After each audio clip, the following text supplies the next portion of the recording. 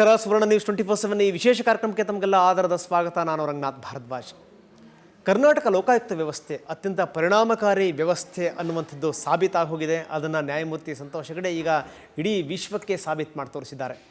ಅವರ ನಂತರ ಅವರ ಸ್ಥಾನಕ್ಕೆ ಬಂದಿರುವಂಥವರು ನ್ಯಾಯಮೂರ್ತಿ ಶಿವರಾಜ್ ಪಾಟೀಲ್. ಶಿವರಾಜ್ ಪಾಟೀಲ್ ಇದಕ್ಕೆ ಸಂಬಂಧಪಟ್ಟ ಹಾಗೆ ಏನು ಹೇಳ್ತಾರೆ, ನಿಮ್ಮ ಪರವಾದಂಥ ನಮ್ಮ ಪ್ರಶ್ನೆಗಳಿಗೆ ಶಿವರಾಜ್ ಪಾಟೀಲ್ ಅವರ ಉತ್ತರ ಏನು, ಇದಕ್ಕೆ ಸಂಬಂಧಪಟ್ಟಿರುವಂಥದ್ದು ಈಗಿನ ವಿಶೇಷ ಕಾರ್ಯಕ್ರಮ. ಅದು ಲೋಕಾಯುಕ್ತರ ಲೋಕಾರ್ಪಣೆ.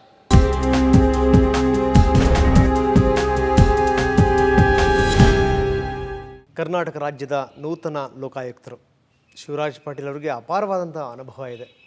ಸುಪ್ರೀಂ ಕೋರ್ಟಿನ ನ್ಯಾಯಾಧೀಶರಾಗಿ, ಜೊತೆಗೆ ಮಾನವ ಹಕ್ಕುಗಳ ರಾಷ್ಟ್ರೀಯ ಆಯೋಗದ ಅಧ್ಯಕ್ಷರಾಗಿ, 2G ಹಗರಣ ಏನಾಯಿತು ಅದರ ಏಕಸದಸ್ಯ ಪೀಠ ಇತ್ತು ಒಂದು ತನಿಖಾ ಆಯೋಗದ್ದು, ಅದರ ಅಧ್ಯಕ್ಷರಾಗಿ ಅವರು ಸೇವೆ ಸಲ್ಲಿಸಿದ್ದಾರೆ.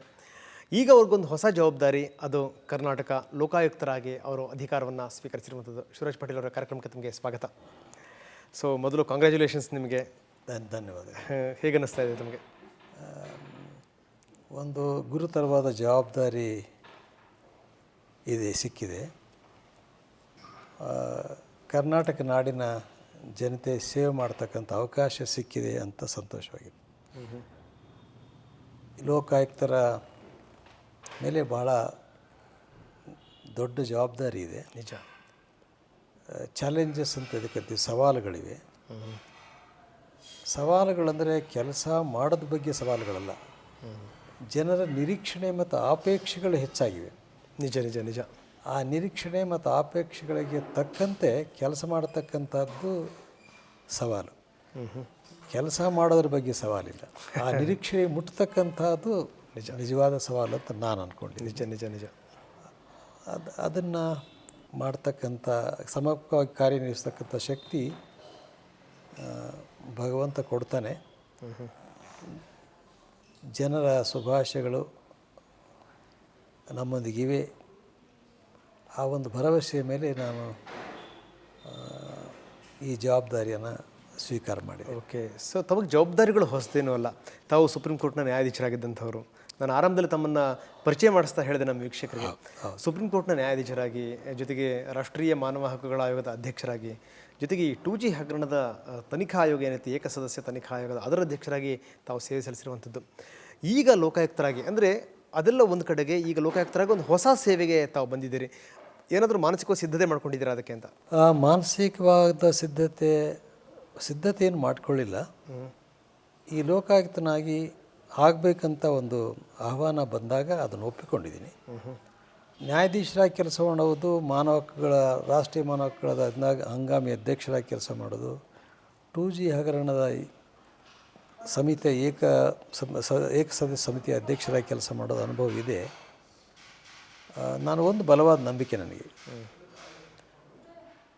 ನಾವು ಯಾವುದೇ ಕೆಲಸದಲ್ಲಿದ್ದಾಗ ಅಥವಾ ಯಾವುದೇ ಕೆಲಸ ಅವಕಾಶ ನಮಗೆ ಸಿಕ್ಕಾಗ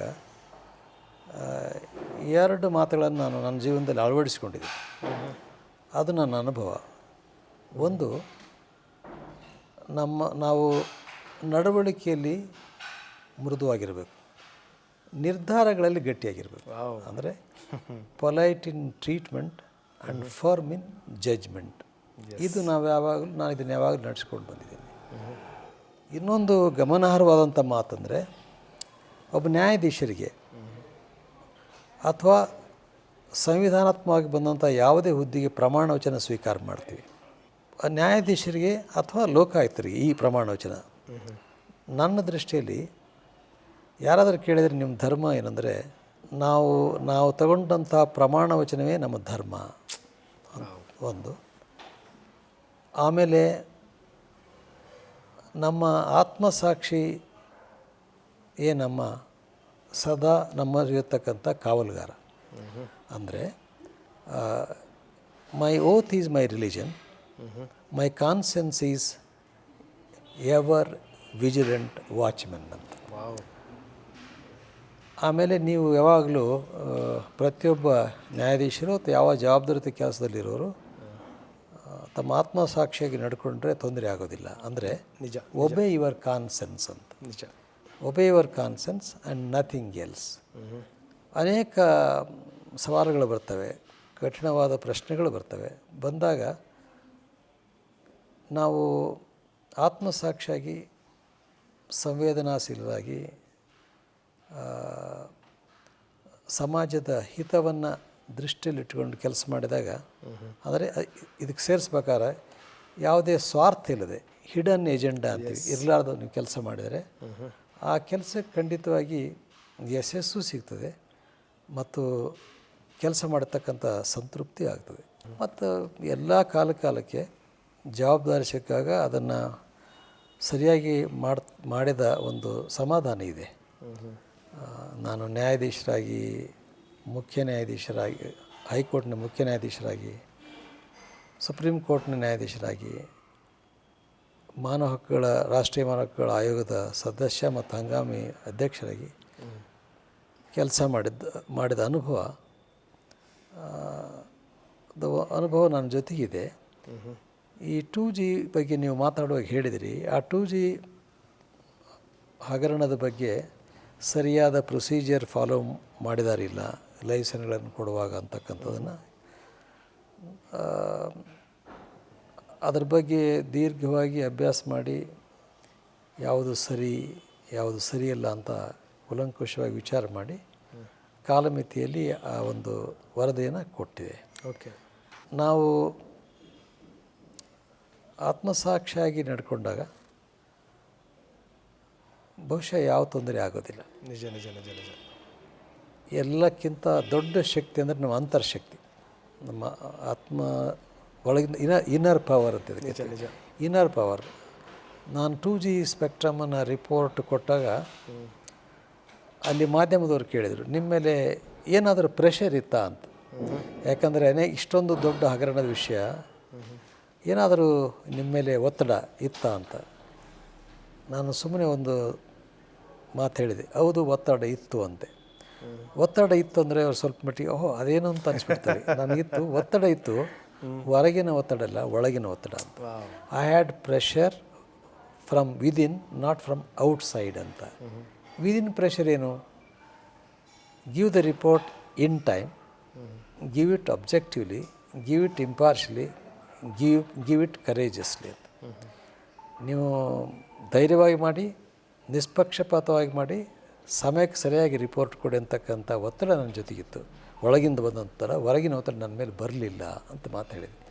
ಇದು ನಾನು ಮಾಡ್ತಕ್ಕಂಥ ಲೋಕಾಯುಕ್ತ ಕೆಲಸಕ್ಕೂ ಅನ್ವಯ ಆಗ್ತದೆ. ಆ ದೃಶ್ಯ ನಿಮಗೆ ಹೇಳಿದೆ ನಾನು. ಅಲ್ಲ, ಯಾಕೆ ನಾನು ಈ ಮಾತನ್ನು ಕೇಳಿದೆ ಅಂತಂದರೆ, ರಾಜ್ಯ ಲೋಕಾಯುಕ್ತ ಇಡೀ ವ್ಯವಸ್ಥೆನಲ್ಲಿ ಒಂದು ಡಿಫ್ರೆಂಟ್ ವ್ಯವಸ್ಥೆ ಅಂತ ಗುರುತಿಸ್ಕೊಂಡ್ಬಿಟ್ಟಿದೆ. ಈಗ ಅತ್ಯಂತ ಪರಿಣಾಮಕಾರಿ ವ್ಯವಸ್ಥೆ ಇಲ್ಲಿ ಕರ್ನಾಟಕದಲ್ಲಿ ಮಾತ್ರ ಇದೆ ಅನ್ನುವಂಥದ್ದು. ಸೊ ಇಂಥ ಸಂದರ್ಭದಲ್ಲಿ ಅತ್ಯಂತ ಸಹಜವಾಗಿ ತಮ್ಮ ಮೇಲೆ ಒಂದಷ್ಟು ಒತ್ತಡ, ತಮ್ಮ ಮೇಲೆ ಅತ್ಯಂತ ಸಹಜವಾಗಿ ಒಂದಷ್ಟು ಹೆಚ್ಚಿನ ಜವಾಬ್ದಾರಿ ಇರುತ್ತೇನೋ ಅಂತ. ನಿಜ ರೀ. ಈಗ ನೀವು ನಮ್ಮ ದೇಶದಲ್ಲಿ ಅನೇಕ ರಾಜ್ಯಗಳಲ್ಲಿ ಲೋಕಾಯುಕ್ತ ಸಂಸ್ಥೆಗಳಿವೆ, ಲೋಕಾಯುಕ್ತ ಕಾನೂನುಗಳಿವೆ. ಆದರೆ ಕರ್ನಾಟಕದ ಲೋಕಾಯುಕ್ತ ಕಾಯ್ದೆ ಬೇರೆ ಎಲ್ಲ ರಾಜ್ಯಗಳಿಗೆ ಹೋಲಿಸಿದಾಗ, ಎಲ್ಲೆಲ್ಲಿ ಲೋಕಾಯುಕ್ತ ಇದೆ ಅದರ ಹೋಲಿಸಿದಾಗ ನಮ್ಮ ಲೋಕಾಯುಕ್ತ ಕಾಯ್ದೆ ಉತ್ತಮವಾಗಿದೆ. ಅಂದರೆ ತುಲನಾತ್ಮಕವಾಗಿ ಹೇಳಬೇಕಾದ್ರೆ ಇತರ ರಾಜ್ಯಗಳಿಗೆ ಹೋಲಿಸಿದಾಗ ಉತ್ತಮವಾಗಿದೆ ಮತ್ತು ಸಬಲವೂ ಕೂಡ ಆಗಿದೆ ಅಂತ ನಮಗೆ ಗೊತ್ತಾಗ್ತದೆ. ಇದಕ್ಕೆ ಪೂರಕವಾಗಿ ಹೇಳಬೇಕಾದ್ರೆ ನಮ್ಮ ರಾಜ್ಯದಲ್ಲಿ ಜಸ್ಟಿಸ್ ವೆಂಕಟಾಚಲ ಅವರು ಕರ್ನಾಟಕದಲ್ಲಿ ಲೋಕಾಯುಕ್ತ ಅಂತ ಒಂದು ಸಂಸ್ಥೆ ಇದೆ ಎಂಬುದರ ಅರಿವನ್ನು ಇಡೀ ನಾಡಿನ ಎಲ್ಲ ಜನಕ್ಕೆ ಗೊತ್ತಾಗುವ ರೀತಿಯಲ್ಲಿ ಕೆಲಸ ಮಾಡಿದರು. ಅವರ ಕಾಲಕ್ಕೇ ಲೋಕಾಯುಕ್ತ ಅಂತ ಒಂದು ಸಂಸ್ಥೆ ಇದೆ ಅಂತ ಜನಕ್ಕೆ ಗೊತ್ತಾದದು. ಆಮೇಲೆ ಬಂದಂಥ ಜಸ್ಟಿಸ್ ಸಂತೋಷ್ ಹೆಗ್ಡೆಯವರು ಲೋಕಾಯುಕ್ತ ಸಬಲವಾಗಿದೆ, ಲೋಕಾಯುಕ್ತ ಏನೆಲ್ಲ ಮಾಡಬಹುದು ಎಂಬ ದಿಕ್ಕಿನಲ್ಲಿ ಅವರು ಕೆಲಸ ಮಾಡಿದರು. ಹಿಂದಿನ ಇಬ್ಬರು ಲೋಕಾಯುಕ್ತರು ಒಳ್ಳೆಯ ಕೆಲಸಗಳನ್ನು ಮಾಡಿದ್ದಾರೆ. ಈ ಅವರು ಮಾಡಿದಂಥ ಒಳ್ಳೆಯ ಕೆಲಸಗಳಿಂದ ಲೋಕಾಯುಕ್ತ ಸಂಸ್ಥೆ ಇದೆ ಅಂತ ಜನಕ್ಕೆ ಗೊತ್ತಾಯಿತು. ಲೋಕಾಯುಕ್ತ ಕಡೆ ನಾವು ಹೋಗ್ಬೋದು, ನಮ್ಮ ಕುಂದುಕೊರತೆಗಳನ್ನು ಅಥವಾ ತೊಂದರೆಗಳನ್ನು ಹೇಳ್ಕೊಳ್ಬೋದು ಅಂತಕ್ಕಂಥ ಅರಿವು ಮೂಡಿತು. ಆಮೇಲೆ ಲೋಕಾಯುಕ್ತ ಹೆಸರಿಗೆ ಅಷ್ಟೇ ಅಲ್ಲ, ಲೋಕಾಯುಕ್ತ ಶಕ್ತಿ ಇದೆ, ಕೆಲಸನೂ ಮಾಡ್ಬೋದಕ್ಕಂಥದ್ದು ಇವರು ತೋರಿಸ್ಕೊಟ್ರು. ಇವರಿಬ್ಬರು ಮಾಡಿದಂಥ ಕಾರ್ಯದಿಂದ ಜನರಲ್ಲಿ ನಿರೀಕ್ಷಣೆ ಹೆಚ್ಚಾಗಿದೆ ಮತ್ತು ಲೋಕಾಯುಕ್ತ ಸಂಸ್ಥೆಯಿಂದ ಅಪೇಕ್ಷೆನೂ ಹೆಚ್ಚಾಗಿದೆ. ಈಗ ಇನ್ನೂ ಹೆಚ್ಚಿನ ರೀತಿಯಲ್ಲಿ ಕೆಲಸ ಮಾಡತಕ್ಕಂಥ ಜವಾಬ್ದಾರಿ ನನ್ನ ಮೇಲಿದೆ ಎಂಬ ಭಾವನೆ ನನಗೆ ಬರ್ತಾ ಇದೆ. ಇದು ಒಂದು ನಾಡಿಗೆ ಸೇವೆ ಸಲ್ಲತಕ್ಕಂಥ ಒಂದು ದೊಡ್ಡ ಅವಕಾಶ ಅಂತ. Challenges bring with them opportunities. Challenges to face, opportunities to avail to serve the people ಅಂತ ನಾನು ತಿಳ್ಕೊಂಡದ್ದು. ನಿಜ ನಿಜ. ಒಂದು ಸವಾಲು ಬಂದರೆ ಅದರ ಜೊತೆಗೆ ಒಂದೇನಾದರೂ ಒಳ್ಳೆಯ ಕೆಲಸ ಮಾಡ್ತಕ್ಕಂಥ ಅವಕಾಶನೂ ಸಿಗ್ತದೆ.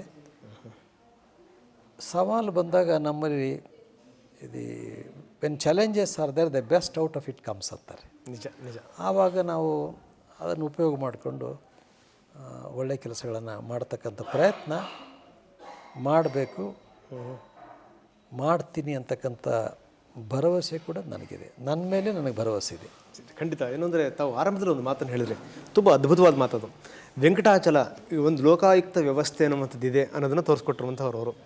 ಅದಾದ ನಂತರ ಬಂದಂಥ ನ್ಯಾಯಮೂರ್ತಿ ಸಂತೋಷ್ ಹೆಗಡೆ ಅವರು ಲೋಕಾಯುಕ್ತಕ್ಕೆ ಏನು ಅಂದರೆ ಇರುವಂಥ ಅಧಿಕಾರದ ವ್ಯಾಪ್ತಿನಲ್ಲಿ ಏನೇನು ಮಾಡಬಹುದು ಅದೆಲ್ಲದನ್ನು ಕೂಡ ಸಾಬೀತು ಮಾಡಿರುವಂಥವ್ರು. ಜೊತೆಗೆ ಏನಂದರೆ ಎಂದೂ ಕೂಡ ಜನಸಾಮಾನ್ಯರಿಗೂ ಕೂಡ ನಿಲುಕುವಂಥ ವ್ಯಕ್ತಿ ಮತ್ತು ವ್ಯಕ್ತಿತ್ವ. ಜೊತೆಗೆ ಏನಂದ್ರೆ ಯಾರು ಬೇಕಾದರೂ ಬಂದು ಅವ್ರ ಜೊತೆ ಚರ್ಚೆ ಮಾಡ್ಬೋದು, ಯಾರ ಜೊತೆಗಾದರೂ ದೂರು ಕೊಡ್ಬೋದು.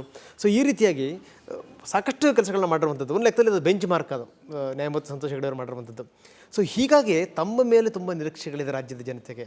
ಅದನ್ನು ಮುಂದುವರ್ಸ್ಕೊಂಡು ಹೋಗ್ತಾರೆ ಅನ್ನುವಂಥದ್ದು, ಅದನ್ನು ಇನ್ನೂ ಕೂಡ ಉತ್ತಮಪಡಿಸ್ತಾರೆ, ಬಲಪಡಿಸ್ತಾರೆ ಅನ್ನುವಂಥ ಒಂದು ವಿಶ್ವಾಸ ಅಂತ. ಸಹಜವಾಗಿ ಜನಸಾಮಾನ್ಯರಿಗೆ ನಿಲುಕುವ ರೀತಿಯಲ್ಲಿ ನಾವು ಕೆಲಸ ಮಾಡಬೇಕು.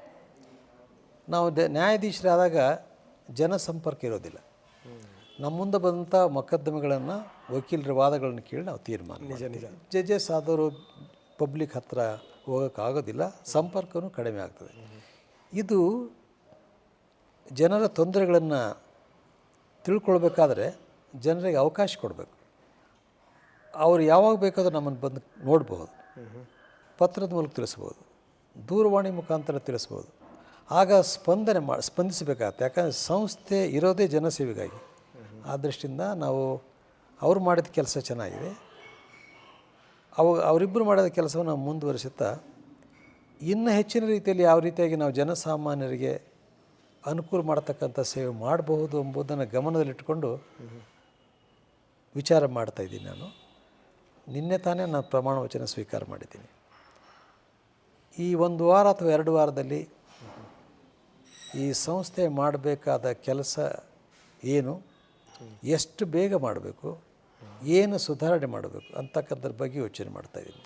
ಒಂದು ಉದಾಹರಣೆ ನಿಮ್ಗೆ ಹೇಳ್ಬೇಕಾದ್ರೆ, ಈ ಭ್ರಷ್ಟ ಅಧಿಕಾರಿಗಳ ಬಗ್ಗೆ ಲೋಕಾಯುಕ್ತರು ರೇಡ್ ಮಾಡಿ ಕೇಸ್ಗಳನ್ನ ಹಾಕೋದೊಂದು ಕಡೆ. ನನ್ನ ಪ್ರಕಾರ ಭ್ರಷ್ಟಾಚಾರ ಎಲ್ಲಿದ್ದರೂ ಯಾವ ಮಟ್ಟದಲ್ಲಿದ್ದರೂ ಅದನ್ನು ಸಹಿಸೋಕ್ಕಾಗೋದಿಲ್ಲ, ಸಹಿಸ್ಕೂಡುದು. ನಿಜ ನಿಜ. ಹಾಗಿರುವಾಗ ವ್ಯಕ್ತಿಗತವಾಗಿ ಅಂದರೆ ಇಂಡಿವಿಜುವಲ್ ಕರಪ್ಷನ್ ಒಂದು, ಇನ್ಸ್ಟಿಟ್ಯೂಷನಲ್ ಕರಪ್ಷನ್ ಮತ್ತೊಂದು. ಸಂಸ್ಥೆಯಲ್ಲಿರ್ತಕ್ಕಂಥ ಭ್ರಷ್ಟಾಚಾರ ಒಂದು, ವ್ಯಕ್ತಿಯಲ್ಲಿರ್ತಕ್ಕಂಥ ಭ್ರಷ್ಟಾಚಾರ ಮತ್ತೊಂದು. ಹೇಗೆ ಅಂದರೆ, ಈಗ ನೋಂದಣಾಧಿಕಾರಿಗಳ ಕಚೇರಿ, ಸಬ್ ರಿಜಿಸ್ಟ್ರ್ ಆಫೀಸ್ ರಿಜಿಸ್ಟರ್ ಮಾಡ್ತಕ್ಕಂಥ, RTO ಸಬ್ ರಿಜಿಸ್ಟ್ರ್ ಆಫೀಸ್, ಹಾಸ್ಪಿಟಲ್ಸ್, ಎಲ್ಲೆಲ್ಲಿ ಸಾರ್ವಜನಿಕ ಸೇವೆ, ಅದರಲ್ಲೂ ಬಡವರಿಗೆ ಮಧ್ಯಮ ವರ್ಗದವರಿಗೆ ಸೇವೆ ಬೇಕು ಅಂಥ ಸಂಸ್ಥೆಗಳಲ್ಲಿ ಭ್ರಷ್ಟಾಚಾರ ಇದ್ದರೆ ಭಾಳ ಅನ್ಯಾಯ ಆಗ್ತದೆ. ಬಡತನ ಮತ್ತು ಭ್ರಷ್ಟಾಚಾರ ಮಾನವ ಹಕ್ಕುಗಳ ಉಲ್ಲಂಘನೆಯ 2 ಮುಖ್ಯವಾದ ಅಂಶಗಳು. ನಿಜ ನಿಜ ನಿಜ. ಹಾಗಿರುವಾಗ ವ್ಯಕ್ತಿಗಳ ಕರಪ್ಟ್ ಆಗಿದ್ದರೆ, ಭ್ರಷ್ಟಾಚಾರರಾಗಿದ್ದರೆ ಅವ್ರ ಮೇಲೆ ಕ್ರಮ ತಗೊಳ್ಬೇಕು. ಆದರೆ ನನ್ನ ದೃಷ್ಟಿ ಈಗ ಹಾಗೆ ಮಾಡ್ತಾ ಬಂದಿದ್ದಾರೆ. ನಾನು ಯೋಚನೆ ಮಾಡ್ತಕ್ಕಂಥದ್ದು ಅಥವಾ ನನ್ನ ಗಮನ, ಸಂಸ್ಥೆಗಳಿದ್ದಂಥ ಭ್ರಷ್ಟಾಚಾರವನ್ನು ಸಾರಾಸಗಟಾಗಿ ನಿರ್ಮೂಲನೆ ಮಾಡ್ತಕ್ಕಂಥ ಕೆಲಸ ಮಾಡಿದರೆ ಅದರಿಂದ ಹೆಚ್ಚು ಜನಕ್ಕೆ ಪ್ರಯೋಜನ ಆಗ್ತದೆ. ನಿಜ ನಿಜ. ಒಬ್ಬ ಭ್ರಷ್ಟಾಚಾರ ಅಧಿಕಾರಿ ಮೇಲೆ ನಾವು ರೇಡ್ ಮಾಡಿ ಅವನ ಮೇಲೆ ಒಂದು ಕೇಸ್ ಹಾಕಿ ಶಿಕ್ಷೆ ಆದರೆ ಅವನಿಗೆ ಶಿಕ್ಷೆ ಆಯಿತು. ಆದರೆ ಹಾಗೆ ಗೊತ್ತಾಗಲಾರಂಥ ಅನೇಕ ಜನ ಭ್ರಷ್ಟಿದ್ದಾರೆ. ಉದಾಹರಣೆಗಾಗಿ ಈಗ ರಿಜಿಸ್ಟ್ರೇಷನ್ ಮಾಡಬೇಕು ಡಾಕ್ಯುಮೆಂಟ್, ಹೌದು, ಅಲ್ಲಿ ಹೋದ್ಮೇಲೆ ಏನೆಲ್ಲ ಕೇಳ್ತಾರೆ. ಅದರ ಬದಲಾಗಿ ಆನ್ಲೈನ್ ರಿಜಿಸ್ಟ್ರೇಷನ್. ನಿಜ. ಯಾಕಂದರೆ ಹೆಚ್ಚು ಭ್ರಷ್ಟಾಚಾರ ಆಗ್ತಿರುವಂಥದ್ದು ಆ ಸಂಸ್ಥೆ ನೋಂದಣಿನಲ್ಲಿ ಅಂತ ನೋಂದಣಿ ಬೇರೆ ಬೇರೆ ಅನೇಕ ಸಂಸ್ಥೆಗಳು. ಹಾಗಿದ್ದರೆ ಏನು ಮಾಡಬಹುದು? ಈಗ ರಿಜಿಸ್ಟ್ರೇಷನ್ ಆನ್ಲೈನ್ ರಿಜಿಸ್ಟ್ರೇಷನ್ ಮಾಡ್ಬೋದು. ಆಮೇಲೆ CCTVಗಳನ್ನು ಹಾಕ್ಬೋದು. ಮಧ್ಯವರ್ತಿಗಳನ್ನು ಆ ಆಫೀಸಿನ ಕಾಂಪೌಂಡ್ನಲ್ಲೇ ಸೇರಿಸ್ಕೊಳ್ಬಾರ್ದು. ಯಾರ ಕೆಲಸ ಇರ್ತದೆ ಅವ್ರು ಮಾತ್ರ ಒಳಗೆ ಬರಬೇಕು. ಇದು ನನ್ನ ಥಿಂಕಿಂಗ್, ಅದು ನನ್ನ ವಿಚಾರ ಈಗ ಬರ್ತಾಯಿದೆ. ಈ ರೀತಿಯಾಗಿ ನಾವು ಸಂಸ್ಥೆಗಳಲ್ಲಿ ನಡೀತಕ್ಕಂಥ ಭ್ರಷ್ಟಾಚಾರವನ್ನು ನಾವು ಯಾವ ರೀತಿ ಅದರ ಕಡಿಮೆ ಮಾಡೋದು. ಭ್ರಷ್ಟಾಚಾರ ಭಾಳ ಬೇರೂರಿದೆ. ನಿಜ ನಿಜ. ಅದನ್ನು ಯಾವುದೇ ಒಂದು ಮಾಂತ್ರಿಕವಾಗಿ ಬದಲಾಯಿಸೋಕೆ ಆಗೋದಿಲ್ಲ. ಹಂತ ಹಂತವಾಗಿ ಅದರಲ್ಲಿ ಬದಲಾವಣೆ ಸಾಧ್ಯ ಆಗ್ತದೆ.